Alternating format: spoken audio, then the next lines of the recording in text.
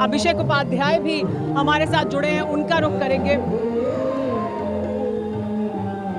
अभिषेक, अगर आप मुझे सुन पा रहे हैं, हम तस्वीरें भी दिखाएंगे, देखिए यहाँ गंगा की महाआरती की, लेकिन आप जहाँ मौजूद हैं वहाँ की तस्वीरें भी हम चाहते हैं कि आप दिखाएं, क्योंकि काशी की शाम की जब बात की जाती है, शाम में बनारस, काशी आध्यात्मिक नगरी का, लेकिन जी हाँ, जब हम इसकी बात करते हैं तो उसके बारे में अगर आप उसकी तस्वीरें हमें दिखा पाएं।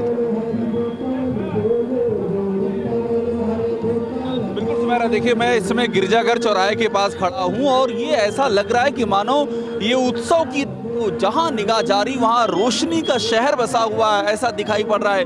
देखिए सामने की ओर मैं आपको दिखाऊंगा, पूरा ये जो रास्ता है इस पर आपको रोशनी दिखाई पड़ रही है। गिरजाघर से जहां मुड़ते हैं कैंट के लिए, स्टेशन के लिए, वहां भी रोशनी की झालर है। सामने जो रास्ता जाता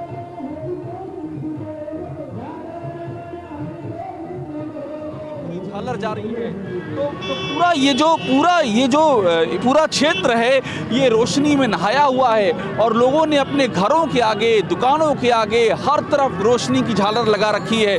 तो पूरा शहर इस उत्सव में शामिल है, पूरा शहर, पूरा काशी का एक एक चप्पा चप्पा इसका हिस्सा है। सबसे अहम बात ये है सुमेरा।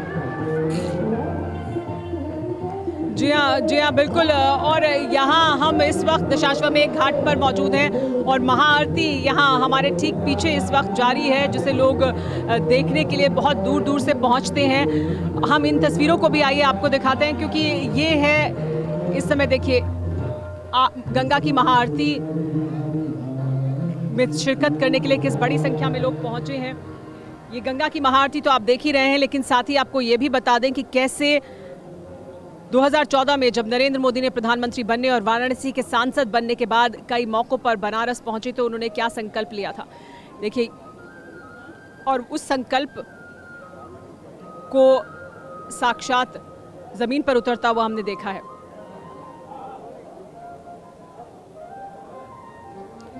समय समय पर मैं भी बनारस आती रही हूं, लेकिन अब बनारस का जो बदला हुआ रूप दिखाई देता है वो कुछ अलग ही है।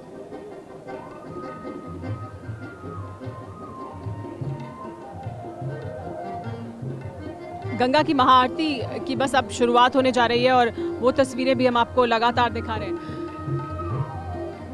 काशी का जो गौरव है जिसकी अब बात की जा रही है कि उसको गौरव को लौटाने की कोशिश की जाएगी, इस आध्यात्मिक नगरी के इतिहास को जिसका जिक्र सिर्फ शास्त्रों में आपने सुना, उसको उस गौरवमयी इतिहास से जोड़ने की कोशिश की जा रही है। और हमारे साथ मेहमान भी मौजूद हैं जिनके साथ हम इसी मुद्दे पर लगातार बात कर रहे हैं।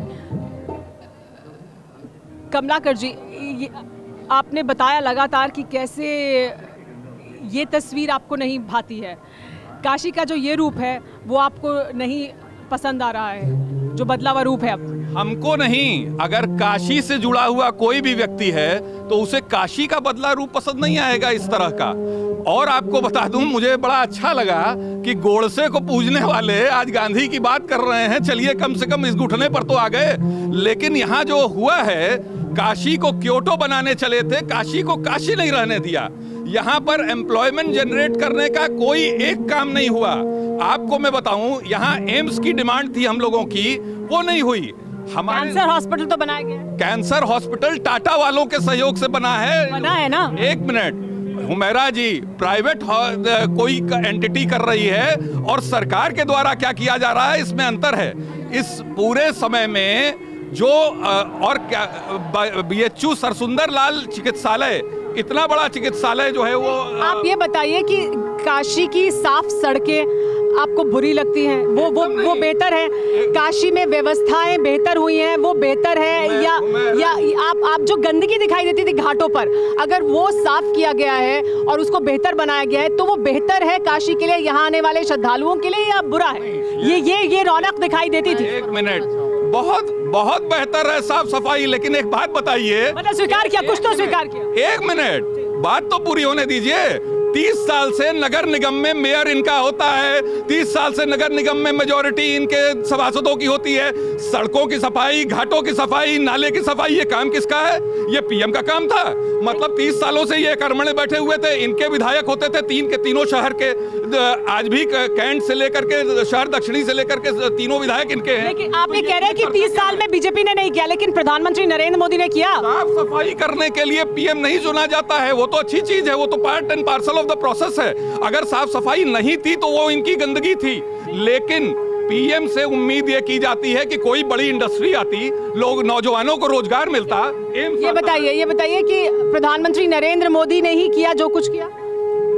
2014 से पहले अगर आप आए होंगे कभी, तो एक घाट से दूसरे घाट पर आपका आना मुश्किल था। जिस तरह से यहाँ लोग घाट किनारे शौच करते थे, क्या दुर्दशा थी, लोग आने से परहेज करते थे। 2014 से पहले अपने यशस्वी प्रधानमंत्री नरेंद्र मोदी जी ने 2014 से पहले, वो ये कह रहे हैं कि जो कुछ किया है प्रधानमंत्री ने किया है, बीजेपी के सांसदों ने, पार्षदों ने कुछ नहीं किया पिछले उनसे पहले के। हर आरोप है। इसके पूर्व में आप देख रहे होंगे 2017 के बाद से प्रधानमंत्री के